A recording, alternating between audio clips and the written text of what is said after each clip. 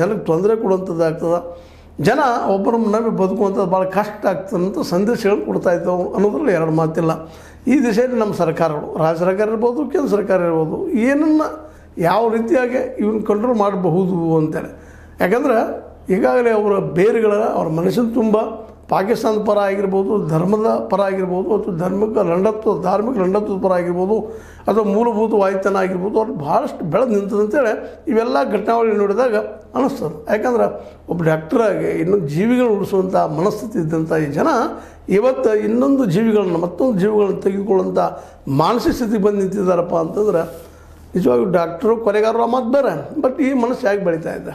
ಇದಕ್ಕೆ ಕಾರಣರು ಯಾರು? ಸ್ವತಂತ್ರವಾದ ಮೀಡಿಯಾಗೆ ಬೇಕಾಗಿರುವುದು ಸ್ವತಂತ್ರ ಧ್ವನಿ. ಆ ಸ್ವತಂತ್ರ ಧ್ವನಿ ಉಳಿಸಲು ನೀವು ಮಾಡಬೇಕಾದದ್ದು ಇಷ್ಟೇ. ಅದೇನಪ್ಪಾ ಅಂತಂತಂದ್ರೆ ನಿಮ್ಮ ಕೈಲಾದಷ್ಟು ಸಹಾಯ ಈ ಚಾನಲ್ಗೆ ಮಾಡಿ ಹಾಗೂ ನಿಮ್ಮ ಧ್ವನಿಯನ್ನು ಕಾಪಾಡಿಕೊಳ್ಳಿ ಅನ್ನೋದನ್ನ ನಾವು ತಿಳ್ಕೊಬೇಕಾಯ್ತು. ಒಂದು ಮಾತು ನಾವು ಮೇಲೆ ವಿಚಾರ ಮಾಡ್ತಾ ಅನೇಕ ಸಲ ಚರ್ಚೆ ಮಾಡಿದ್ದದ.